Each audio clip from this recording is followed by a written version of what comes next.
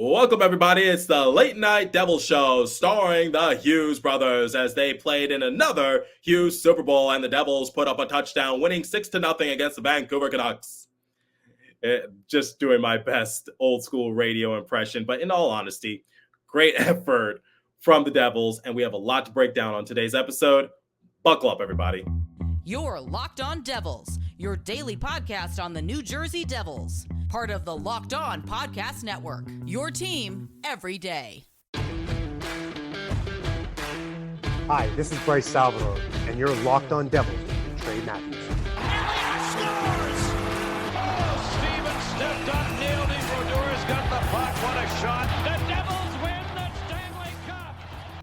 Alrighty now, what is up, New Jersey? Welcome back to the Locked On Devils podcast here at the Locked On Network. I'm your host, college hockey play announcer, Devils Wire for Pucks Pitchforks, and also part-time credential media member, Trey Matthews.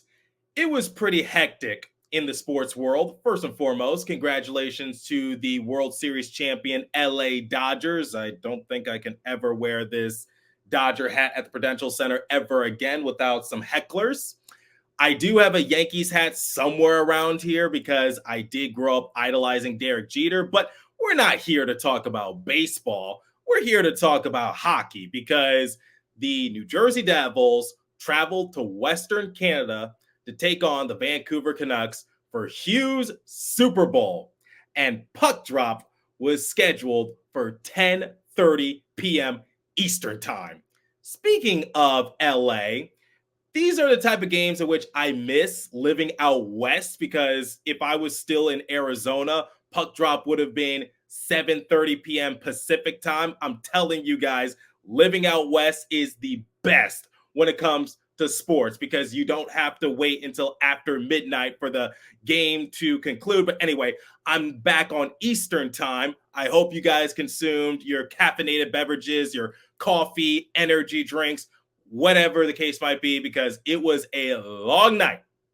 Not for the Devils, but for the Canucks, because on Hughes Super Bowl, the Devils put up a touchdown, 6-0 victory for New Jersey. There's a lot to break down, but it's for all the right reasons, because I would say that this was a perfect game for the Devils. I know I compared the stats and give the Devils a letter grade after a post-game recap episode, but I just want to state the obvious. This was a really good outing for New Jersey. All right, in the first segment, I will share my biggest takeaways from the matchup. What did I notice from the offense, defense, and goaltending? Then in the second segment, I will highlight some players that caught my eye. I will list some honorable mentions and name my personal 3 stars. And then in the third and final segment, like I just alluded to moments ago, I will compare the stats and give the Devils a letter grade. Let's start with the offense because all 4 lines contributed. Whether it was the top 6, the bottom 6, the Devils came out to play. Execution was really good, and the Devils were creating a lot of grade A chances for them, and it seemed like they had this mindset. When in doubt, shoot the puck. And that's how they jumped off to an early lead and they didn't look back. That's the type of aggression I want to see from the Devils going the rest of the way. I know it's a near impossibility because fatigue starts to play a factor. Sometimes you're going to have to go up against a tougher opponent. But I remember a few episodes ago when I was breaking down the Devils' loss to Detroit Red Wings. The Devils would play good for most of the game, but at crucial points, they would completely break down. Maybe they play a good 18 minutes, but the final 2 minutes in that respective period is when they get very sloppy with their passing. They're turning the puck over, and it just completely crashes and burns. And it started off with their captain, Nico Hischier, giving the Devils a 1-0 lead very early in the game. And the thing is like, despite the Canucks trying their best efforts to break into the scoring column, the Devils stood tall and they closed out the period on a very strong note, and the momentum remained in their favor. And I think that's one of the things I loved about the overall execution. And this sort of segues into my next takeaway, which I think is the biggest one, defense. I've said this phrase before. Offense sells tickets, but defense wins championships. Coming into this matchup, the Canucks had a record of 4-1-3. They only lost one game in regulation, and they have a lot of offensive firepower. They have Miller, Pettersson, Besser, Garland, and obviously on the back end, Quinn Hughes, the reigning Norris Trophy winner. All hands were going to be needed on deck, and that's exactly what the Devils did.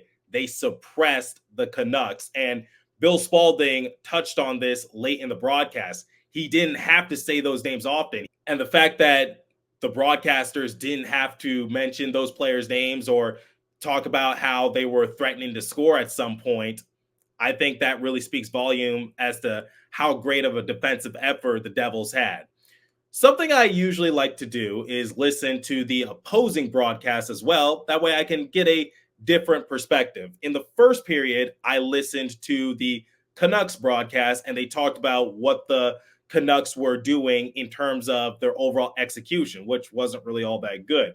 They talked about how the Canucks in the first period were struggling with zone entries, and it was very evident when they were on the power play. That's something else I want to talk about, which is the PK was really good for New Jersey. And whenever the Canucks did have possession of the puck in their offensive end, their passing, it just was not there. The Devils were clogging up those lanes. And that's courtesy of John Shorthouse, the play-by-play announcer for the Canucks TV feed. And I found that quite intriguing. And it got to a point where the Canucks were just searching for something to get excited for. They were looking for that momentum booster, but they just couldn't get it. And at some point in the second period, Connor Garland and Erik Haula went mano-a-mano. Now, these two had a bit of a run-in the first period. Both of them were assessed a holding call, and they had to sit in the penalty box. But come the second period, I guess Garland wanted to spark his team in some sort of way, and he decided to fight Haula. Those two are not heavyweights. If anything, it was the battle of the lightweights. But Erik Haula came out victorious, and Bill said it on air, which is it's important to win that type of fight because you don't want to give the Canucks any ounce of hope, any ounce of energy.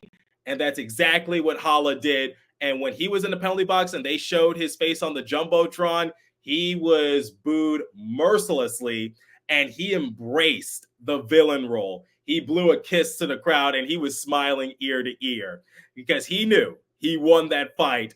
And the Canucks were probably even more triggered just because it's like they can't get any sort of momentum even in a fight. Once again, I know it's my job to view the game from an optics standpoint, but I really can't find any flaws with the Devils' execution in this matchup. And it leads to my final takeaway, which is goaltending. Jacob Markstrom, he was phenomenal in this game. And any chance that the Canucks had on him, grade A looks, he was there to make the save. He looked rather sharp, and I'll talk more about Markstrom in the next segment. But before we transition to some players that caught my eye, here's what head coach Sheldon Keefe had to say post-game about his team's overall effort. Well, Sheldon, geez, you always look for that elusive 60-minute effort, and wow, the power play showed up, the penalty kill, you got great goaltending. All four lines contributed. Is this one of those games that you keep the tape and you pull out when you have a little bit of a hiccup moving forward? Yeah, I know. Like you summed it up really well. I think all four lines, special teams, goaltending, everything was good. I thought the guys stuck with the plan early on. Of course, scoring early really kind of helped solidify our game. It's a low event hockey game, but the fact that our guys were comfortable in that, I love as well. Especially once we got the lead. I mean, we want to keep the game under control and not allow momentum to swing. So a ton of good things here that we can definitely bottle up and take with us. I kind of liked how Bryce phrased the question. He said, like, if the team is ever in a rut again, then you take the tape from this particular game and you show it to the players and just be like, this is how you play a perfect hockey game. And once again, the Canucks are not just some doormat in the league. this is a team you got to respect, especially from an offensive standpoint, because they do have some decent weapons on their roster. I'm going to highlight some players that caught my eye momentarily, but before we continue, let me tell you guys about Game Time. I've actually used the Game Time app before to purchase myself some MLB and NBA tickets. Game Time Picks creation makes it easier to save more on sports, concerts, comedy, theater, and more. All in pricing. Toggling this feature shows total upfront with no surprise fees at checkout. Seat views, get a good view from your seat in the app before you buy. The lowest price guaranteed, or Game Time will credit you 110% of the difference. Game Time ticket coverage. Your purchase is covered with the most flexible customer service policy in ticketing industry. Download the Game Time app, create an account, and use the code LOCKEDONNHL for $20 off your first purchase. Terms apply. Again, create an account and redeem code LOCKEDONNHL for $20 off. Download Game Time today. What time is it? It's game time. All right, let's highlight some players that caught my eye. Now, in a game like this, where yes, the defense was really good, but the offense was also at a premium, it's hard to just narrow it down to three particular players. And I want to give players shout outs when I possibly can. I guess let's start off with some of the defensemen. The pairing of Jonas Siegenthaler and Jonathan Kovacevic has been really, really good. And I love that overall pairing. And the next pairing I also want to talk about is Brett Pesce and Luke Hughes. The offense will come to Luke Hughes, and Dano talked about it late in the game, but I did see Luke make some good defensive plays, and I even highlighted it in a recent post-game recap episode. His defense is something I want to highlight a little bit more, and I want to give him credit because people said he was a liability defensively, and that's sort of how we are in the NHL, where defensemen focus more on offense. But in this particular instance, I think Luke Hughes' defense has been solid, similar to Brett Pesce. All right, another honorable mention. Tomas Tatar got a goal, and Nathan Bastian got the primary assist. Bastian was inserted back into the lineup after being a healthy scratch the last couple of games. I'm sure it's hard for someone like Nathan Bastian to not be in the lineup and not be playing, but the fact that he walked away with a point in this outing, I think it does speak volume. Dowling was inserted into the lineup. He was called up from the Utica Comets to replace the injured Curtis Lazar. He got the secondary assist on Tomas Tatar's goal. And I think Justin Dowling looked pretty solid in this game as well. Once again, all four lines contributed, and I don't think there's one player that really stunk up the joint. Jesper Bratt, he is now on a 6-game point streak. He got the secondary assist on Jack Hughes' power play goal. Dougie Hamilton's impact. According to Daniel Moya of the Hockey Writers, Hamilton has 7 points in his last 7 games, and he's a +5 in the last 2. We've always known that Dougie Hamilton knows how to rack up the points. But I think more people need to talk about it, at least this season, because at one point Hamilton was just struggling to get into the scoring column, but he's been doing so consistently the last few games. And while we're on the subject of Daniel Moya, here's another fact he threw out at the conclusion of the second period. Andre Palat had a great outing in this game, and he walked away with his first goal of the season. It was a late call because they weren't really sure if it went past the goal line, but the referees reviewed it and said, yep, that's a goal. And as a result, the Devils went up 4-0. Palat, at the conclusion of the second period, he had an expected goals for percentage of 94.59%, shot attempts +8, scoring chances +5, high danger +2. The Devils were just cycling really well up and down their lineup, and everyone was in a great flow, including Andre Palat. And I think that should show the type of dominant performance they put up against the Canucks. Got to give credit where credit is due. I know people like to bash on Andre Palat, but I love giving him credit when he has a big impact like he did in this game. All right, my third star has to go to Jacob Markstrom, who walked away with his first shutout as a Devil. Fun fact for you, last season, the Devils only had one shutout in 82 games. This season, they already have two, and we're only 13 games into the season. Markstrom bumped up his save percentage to over 900, and I still think he's a very good goalie, and I think the defense in front of him was also really good. Just got to give credit to Jacob Markstrom for shutting out the Canucks. My second star, like I said, it's Hughes Day. Jack, Quinn, and Luke sharing the sheet of ice. Once again, Jack Hughes missed the second Hughes Day game last season due to injury, but he made up for it in this matchup.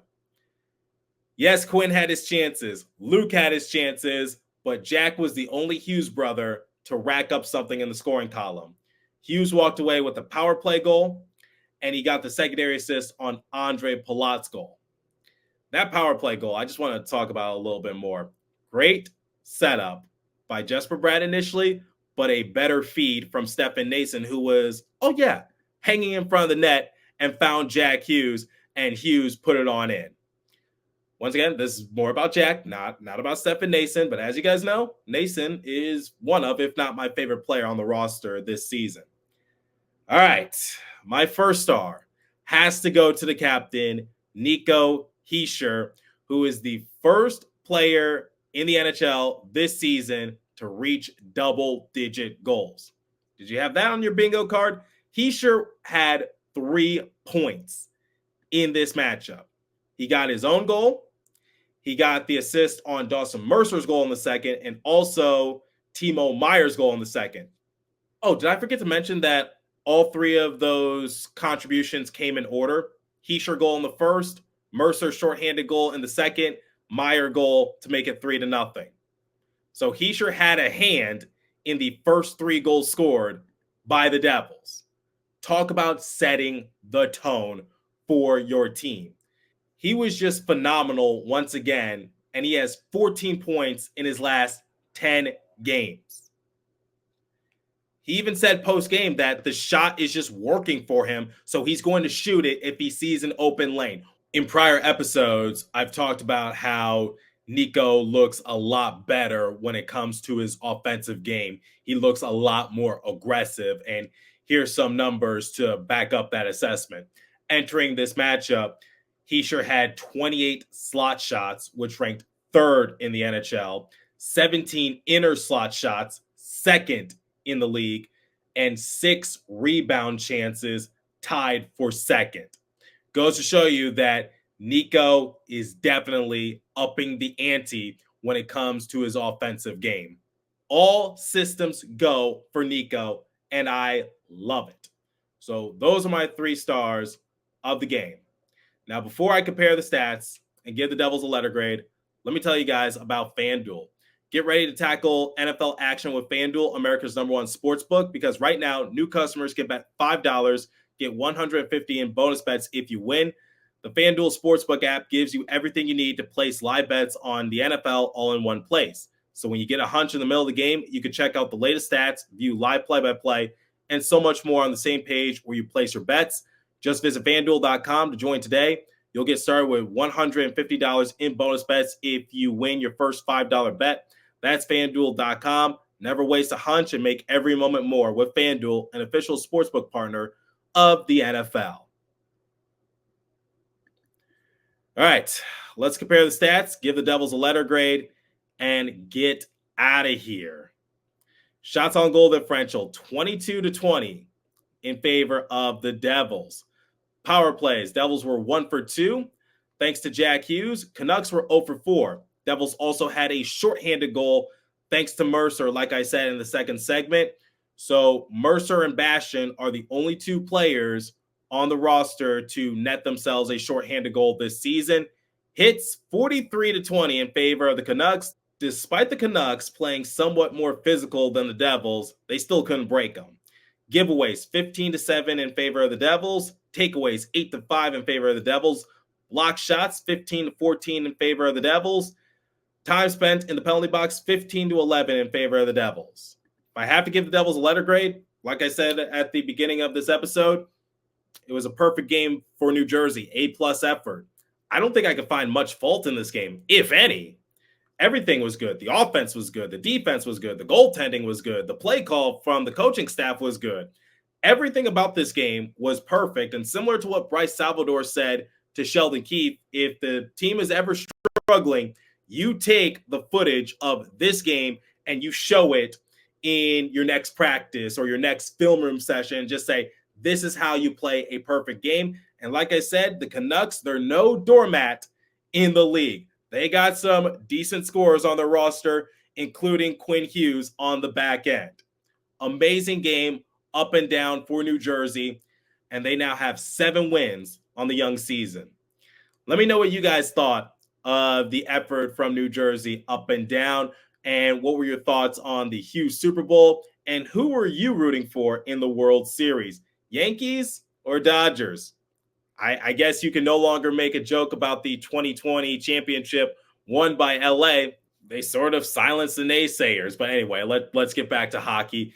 Great effort up and down from the Devils. I'm curious to hear your thoughts. Leave a comment down below if you're watching on YouTube. If you're listening on podcast streaming service, hit me up on my personal X page app at TreyMatt4 or the show's X page app at Locked On Devils. As for today's episode, that's all the time I have for you. Continue to stay safe. Have a wonderful day in New Jersey. Go Devils. I'll catch you guys next episode. Thanks for listening once again.